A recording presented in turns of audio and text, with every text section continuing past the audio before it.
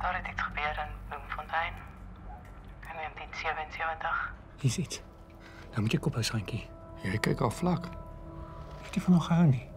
Aan die begin ja, met rede. Niks wat jy sê kan my ontstel of skok nie. Ons was in Bloemfontein by 'n partytjie. Ons het baie gedrink, dagen gerook. Wie almal?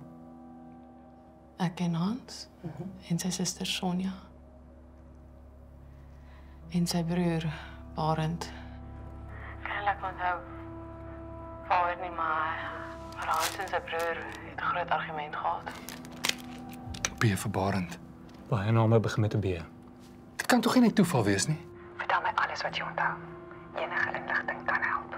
Al dink jy nie noodwendig is van toepassing nie, vertel my in elk geval. Ek was baie dronk en het uitgebaas. So 2 uur in die oggend skrik ek wakker van 'n geskree. Barend het by die hotelvenster uitgespring. Hy is 'n paar dae later oorlede. Hans was nie hartseer nie. Amper verlig. La la la la